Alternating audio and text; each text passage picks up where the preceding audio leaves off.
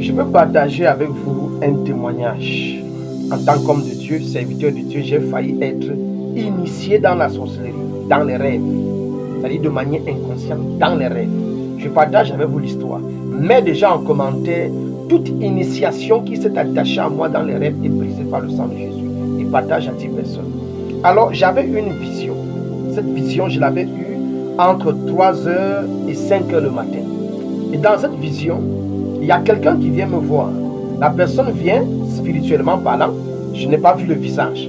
Et la personne me dit, si je veux voir clair dans la vie des gens, si je veux avoir les détails, c'est-à-dire quand je vois quelqu'un comme ça, je prophétise, je te donne ta date de naissance, je donne les détails, je dis les choses sur ta famille.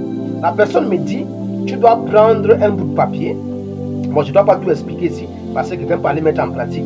Tu dois écrire le nom, tu dois faire certaines choses avec. Et quand tu vas faire ça, tu vas dormir, je vais revenir, je vais te donner tous les détails sur la vie de la personne. Alors quand je me réveille le matin, vous savez, je suis quelqu'un qui aime Dieu. Voilà. Ce n'est pas la bénédiction qui est plus importante pour moi. Même si je me présente 1 milliard, 2 milliards, si au fond de moi, je n'ai aucune certitude que cela est dans la volonté de Dieu, je ne peux pas prendre. Et c'est une bonne attitude de cœur parce que ça te préserve des égarements.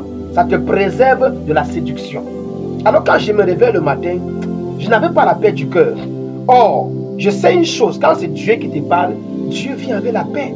Dieu vient avec la joie, la quiétude. Mais j'étais gêné au fond de moi. Malgré que ce qu'il a dit était bénéfique. J'ai dit que l'histoire, ça dépasse mon entendement.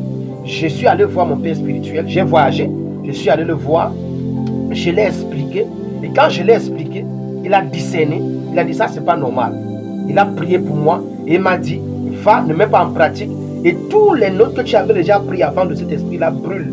Il m'a dit comment je devais faire pour me déconnecter, pour que le genre d'esprit-là ne vienne plus me visiter. Je vous assure, il y a des gens qui croient que c'est Dieu qui les parle. Il y a des gens qui croient que c'est un ange qui les parle, alors que c'est un ange déchu, alors que c'est un esprit ancestral, alors que c'est autre chose. Il y a même des serviteurs de Dieu qui croient prophétiser par Dieu. Mais ils ne sont pas conscients, mais ils prophétisent par un autre esprit.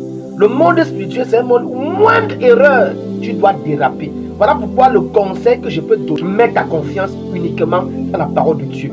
Que ta foi ne soit pas fondée sur les rêves, les visions, ces choses-là. Ça peut t'égarer facilement. C'est la parole de Dieu qui m'a préservé. Parce que la parole me dit, Dieu me parle, j'ai la paix. Mais quand j'ai écouté cette personne, je n'avais pas la paix. Il manquait juste un peu, si je mettais en pratique, c'est qu'aujourd'hui, je prophétise avec autant de détails. J'ai des foules qui me suivent. J'ai des gens qui sont étonnés de mon ministère. Mais un matin, je vais payer le prix de ce genre de choses-là. Si tu es tombé sur cette vidéo et que tu as regardé jusqu'à la fin et que tu es sous l'influence d'un esprit qui te parle dans les rêves, dans les songes, écris en commentaire, c'est ma saison de délivrance. Et que l'esprit-là soit brisé, éloigné de toi dans le nom de Jésus-Christ. Partage la vidéo aussi, minimum à 10 personnes, pendant que tu partages, que Dieu te visite en même temps au nom de Jésus-Christ.